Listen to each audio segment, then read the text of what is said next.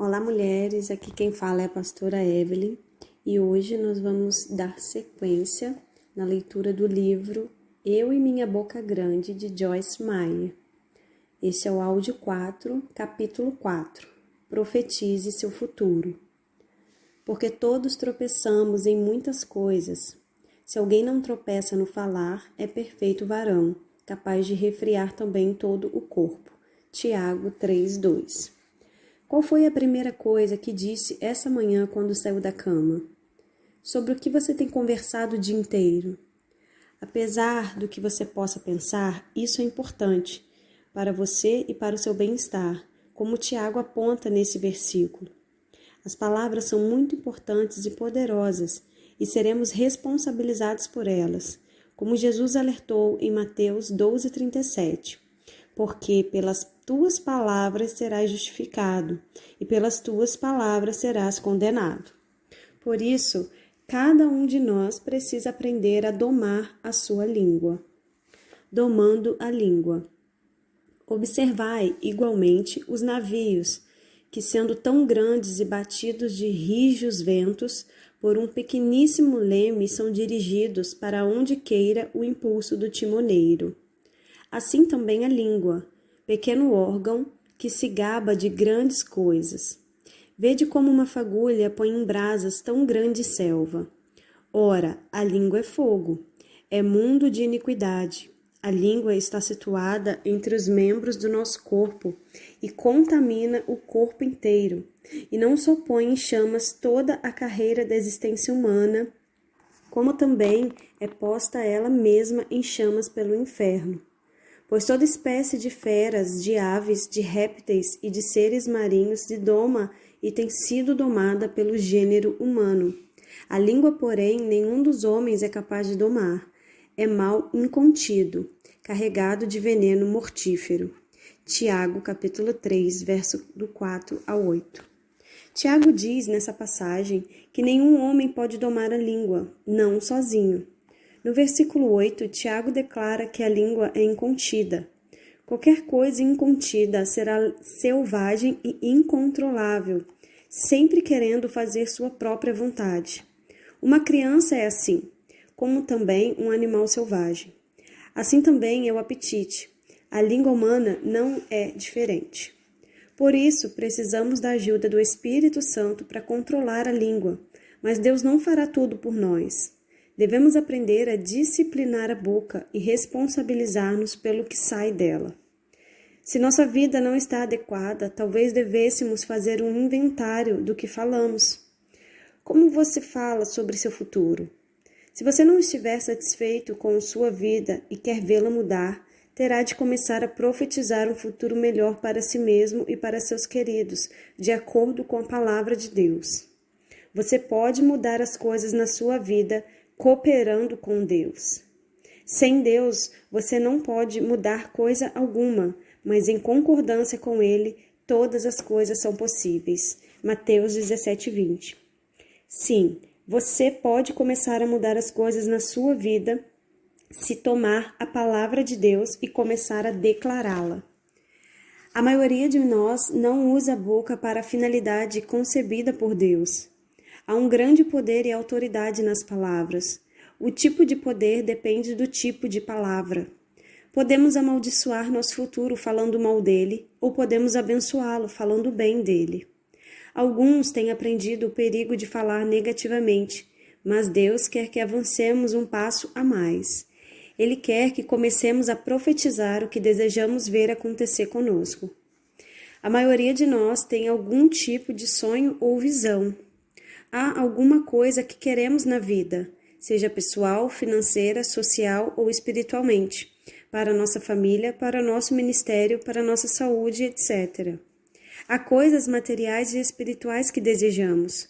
Quase sempre é uma mistura de ambos. Queremos crescer espiritualmente e ser usados por Deus e também queremos ser abençoados em nossas circunstâncias materiais. Houve dias em que desejei coisas que seriam bênçãos, mas dada a ignorância do assunto tratado neste livro, declarei que provavelmente nunca veria aquelas coisas acontecerem. Falei de acordo com o que tinha experimentado no passado, e com isso amaldiçoei meu futuro com minhas próprias palavras. Estava concordando com o diabo e não com Deus. Precisava chamar à existência as coisas que não eram como se fossem. Precisava chamar do reino espiritual o que desejava, mas eu esperava só a manifestação. Precisava cooperar com o plano de Deus para minha vida, mas eu estava enganada. Estava crendo em mentiras. Isso é o que a decepção é, uma mentira. Satanás é chamado de enganador, porque como Jesus disse em João 8,44, ele é um mentiroso e pai da mentira, e de tudo é falso. Ele se esforça para nos atrapalhar e usa isso para nos influenciar a profetizar aquele mesmo tipo de problema no futuro. Abençoe-se a si mesmo. Aquele que se abençoar na terra, pelo Deus da verdade, é que se abençoará. E aquele que jurar na terra pelo Deus da verdade é que jurará. Porque já estão esquecidas as angústias passadas e estão escondidas dos meus olhos. Pois eis que eu crio novos céus e nova terra, e não haverá lembrança das coisas passadas, jamais haverá memória delas. Mas vós folgareis e exultareis perpetuamente no que eu crio, porque eis que crio para Jerusalém alegria e para o seu povo regozijo. Isaías, capítulo 65, do 16 ao 18. Nessa passagem, na qual o Senhor fala ao seu povo, Israel, vemos um princípio duplo que pode ser considerado em cada área em que desejamos vitória. Primeiro, nenhuma palavra tem tanta autoridade como a que nós pronunciamos. E segundo, nosso futuro não pode ser abençoado até deixarmos o passado para trás. Em Isaías 43, do 18 ao 19, o Senhor propõe esse mesmo princípio. Não vos lembrareis das coisas passadas, nem considereis as antigas. Eis que faço coisa nova, que está saindo à luz. Porventura, não o percebeis? Eis que porei um caminho no deserto e rios no ermo. Uma consideração cuidadosa dessas passagens me leva a crer que podemos cooperar com o plano de Deus. Pois ele diz no último versículo, porventura não o percebeis? Podemos liberar o plano de Deus, não mais considerando, pensando sobre as coisas velhas, mas crendo que Deus tem um bom plano para o nosso futuro. Se o que pensamos sai da boca, não conseguiremos domá-la se não fizermos alguma coisa sobre nossos pensamentos. Creio que se pararmos de viver mentalmente no passado, começaremos a pensar e a falar de acordo com Deus. Fazendo assim, estaremos, na verdade, profetizando nosso próprio futuro. Poder requer responsabilidade. Digo-vos que de toda palavra frívola, inoperante ou inútil, que proferirem os homens, dela darão conta no dia do juízo. Mateus 12, 36. Jesus ensinou que um dia os homens terão de prestar contas por suas palavras. Por quê? Porque as palavras contêm poder, elas carregam o poder criativo ou destrutivo. Provérbios 18, 21 declara que o poder da vida e da morte está na língua. Isso soa como poder para mim. A qualquer momento em que nos é dado o poder, deve também haver responsabilidade. Geralmente, as pessoas querem o poder para brincar, não para ser responsável por ele, mas Deus não permitirá isso. Deus nos deu as palavras e espera que sejamos responsáveis pelo poder que elas liberam. As palavras têm poder. Se realmente crêssemos que as palavras têm poder e que Deus nos responsabiliza por elas, tenho certeza de que seríamos mais cuidadosos com o que dizemos. Às vezes, falamos coisas totalmente ridículas. Se colocássemos um gravador no cinto e o levássemos a todo lugar durante uma semana, compreenderíamos porque algumas coisas nunca mudam, embora seja da vontade de Deus que nos livremos delas. Tenho certeza de que naquela gravação ouviríamos dúvidas, descrenças, murmuração, resmungos, medo e muitas declarações negativas. Também saberíamos por que isso está acontecendo conosco e não ouviríamos nada a respeito do nosso futuro glorioso. Poderíamos ouvir declarações como estas: meu filho nunca vai mudar. Posso esquecer, quanto mais eu oro, pior ele fica. Ou, este casamento simplesmente não funciona. Não aguento mais. Vou embora se mais alguma coisa acontecer. Se necessário, vou me divorciar.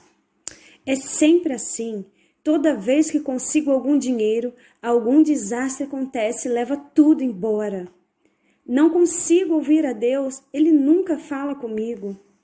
Ninguém me ama. Parece que estou condenada a ficar sozinha minha vida inteira. Só que, ao mesmo tempo em que fazemos tais declarações negativas, também afirmamos que cremos em nossos filhos, em nosso casamento e em nossas finanças, que acreditamos ser guiados pelo Espírito e que encontraremos nossa outra metade. Aqui está um exemplo de minha própria vida, das coisas ridículas que disse sob pressão. Uma noite eu estava em casa procurando alguma coisa, mas não conseguia encontrá-la. Vários membros da minha família estavam pedindo minha ajuda ao mesmo tempo para coisas diferentes que estavam fazendo. Senti a pressão aumentando. E sabemos que quando a pressão se acumula, botamos a boca no trombone. Em minha frustração, deixei escapar. Este lugar me deixa louca. Nunca consigo achar nada aqui. Imediatamente, Deus chamou minha atenção para as minhas palavras. Ele me levou a analisar o que eu tinha acabado de falar. Primeiro, tinha mentido. Ele me disse, porque posso e encontro tudo o que procuro em minha casa o tempo todo. Só porque não consegui achar alguma coisa na hora não significa que nunca encontre as coisas. Temos uma grande tendência em exagerar demasiadamente quando nos sentimos pressionados. Aumentamos as coisas exagerando sua proporção e fazendo-as parecer muito pior do que realmente são. As palavras descuidadas, pronunciadas no calor do momento, podem não significar muito para nós, mas definitivamente elas pesam no reino espiritual. O Senhor disse depois: Joyce, não é apenas uma mentira que você nunca encontra nada, e também não é verdade que está louca. Sua casa não deixa você louca, mas se continuar falando assim, isso pode acontecer. Se houver um caso de doença mental na família, o inimigo adoraria abrir uma porta para continuar a maldição por meio das palavras declaradas. Se você observar, muitas pessoas fazem declarações negativas sobre sua capacidade e condição mental. Isso sumiu da minha memória. Parece que estou perdendo a cabeça. Às vezes parece que vou ficar louca. Minha cabeça não funciona direito. Esqueço as coisas o tempo todo. Não consigo me lembrar de nada. Devo estar com a doença de Alzheimer. Se isso continuar, sei que vou ter um ataque de nervos. Sou tão burra, tão ignorante, tão estúpida. Apenas ouça as outras pessoas e a você mesmo, e logo compreenderá o que quero dizer. Um dia, meu marido Dave e eu jogávamos golfe com um homem que deve ter se chamado de idiota uma dúzia de vezes no espaço de 4 horas. Eu pensei, se você tivesse ideia do quanto está amaldiçoando sua própria vida, pararia de falar assim imediatamente. Se você sente que está com problemas, ore e profetize coisas boas sobre sua capacidade mental, e assim seu futuro pode ser diferente. O que a maioria de nós tem feito com relação ao passado é orar e depois negar nossas próprias orações com uma confissão negativa. Fale vida, não morte. O espírito é o que vivifica, a carne para nada aproveita. As palavras que eu vos tenho dito são espírito e são vida. João 6,63. Quando sugiro que profetize seu futuro, não se trata de declarar às pessoas o que você vai fazer ou ter. Vai chegar o tempo para isso, mas não é agora. Refiro-me a profetizar primeiro para si mesmo, enquanto se dirige para o trabalho, limpa a casa, trabalha no quintal, mexe no carro ou faz sua rotina diária. Fale palavras cheias de fé, crendo. Como Jesus disse, as palavras que você fala são espírito de vida. Fale vida, não morte.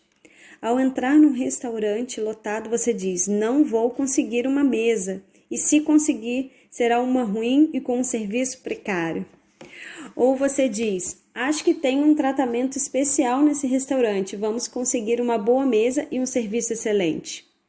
Você pode perguntar: Joyce, isso realmente funciona com você?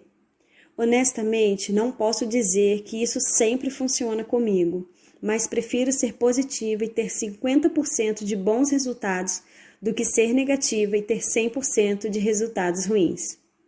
Um benefício adicional é que quando sou positiva, sou mais feliz e as pessoas gostam mais de estar perto de mim. Gaste apenas 30 segundos por dia para declarar que você tem o favor de Deus por onde quer que você vá. Os resultados podem surpreender você. Lembro-me de ter ido a uma loja certa vez e ter visto alguns casacos. Muitos deles estavam com 50% de desconto. Encontrei um de que realmente gostei, mas estava sem etiqueta da liquidação. Perguntei à vendedora se o casaco estava em liquidação e ela respondeu: não, não está. Então ela olhou para mim e disse: mas se o quiser pela metade do preço, deixarei você levá-lo. Não faria isso por mais ninguém, mas farei por você. Eu não conhecia aquela mulher e nem ela me conhecia. Não havia nenhuma razão terrena para ela fazer o que fez. Agrada a Deus favorecer seus filhos. O que ele fez por mim, fará por você também. Alinhe sua boca com a palavra de Deus e prepare-se para ser abençoado. Lembre-se sempre de louvá-lo e agradecer-lhe. Deus é bom. Várias vezes ao dia deveríamos dizer-lhe que temos consciência disso. Uma dor no pé. Uma tarde estava estudando na cama quando de repente senti uma dor no pé. Tenho joanete e dói de vez em quando. Quando comecei a sentir dor, eu disse: repreendo essa dor no nome de Jesus. Por suas chagas eu sou curada. Pelo poder de seu sangue eu sou curada e liberta. Imediatamente veio outra dor. Novamente eu disse: em nome de Jesus eu sou curada e liberta. Parecia um duelo. Eu dizia alguma coisa positiva da palavra de Deus e a dor vinha novamente. Pensei: não me importo se tiver que ficar deitada aqui o dia inteiro, mas eu vou vencer. Falei em voz alta: eu sou curada pelas chagas de Jesus. Essa dor tem que sair. Continuei deitada na cama e toda vez que a dor me atacava, eu atacava o diabo com a palavra de Deus. Logo depois a dor passou e não me incomodou mais pelo resto do dia. Vigiar e orar. Vigiai e orai.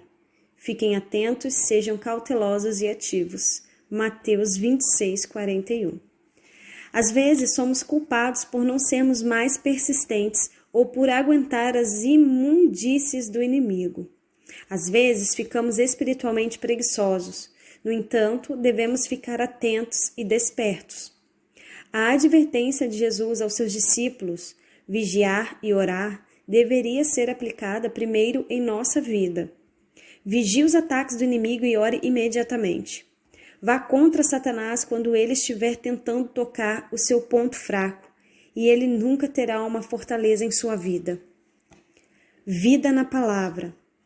O Senhor me disse uma vez: até que meu povo aprenda a usar a minha palavra como uma arma contra o inimigo e como profetizar seu futuro, pode esquecer de ter muito poder.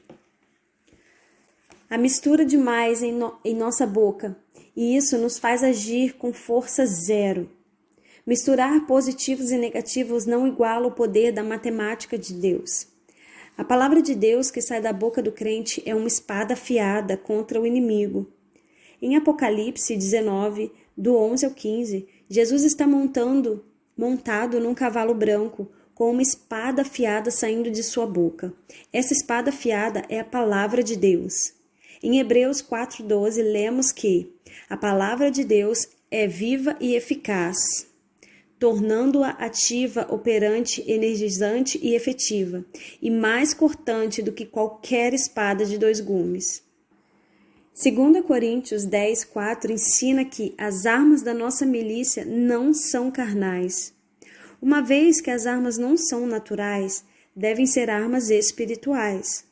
A palavra de Deus se manifesta no reino espiritual. É uma arma espiritual, invisível, que derrota um inimigo espiritual, invisível. Podemos não ver o diabo, mas certamente podemos ver as suas obras. Posso testemunhar que sofri seus ataques durante toda a minha vida. Comecei a aplicar a esses princípios que eu estou compartilhando com você e logo vi os efeitos da palavra de Deus em minha vida. A vida conquista a morte. A vida na palavra. Declarando o fim desde o princípio. Lembrai-vos das coisas passadas, da antiguidade, que eu sou Deus e não há outro. Eu sou Deus e não há outro semelhante a mim. Que desde o princípio anuncio o que há de acontecer, e desde a antiguidade as coisas que ainda não sucederam. Que digo, o meu conselho permanecerá de pé, farei toda a minha vontade. Isaías 46, 9 e 10. Nessa passagem o Senhor diz: eu sou o mesmo Deus que te ajudou no passado, e eu anuncio no princípio como será o fim. O Senhor é o alfa e o ômega, o princípio e o fim. Apocalipse 1:8. Ele também é o meio. Ele sabe que podemos ser vitoriosos antes mesmo de o problema acontecer, se guerrearmos à sua maneira. E a maneira de Deus não é negativa. Romanos 8:37 diz que somos mais que vencedores. Isso significa que podemos saber, antes mesmo de a batalha começar, que venceremos. Em outras palavras, podemos ver o fim no princípio. Profetizar nosso futuro é literalmente declarar no início o que acontecerá no fim. Declare e faça.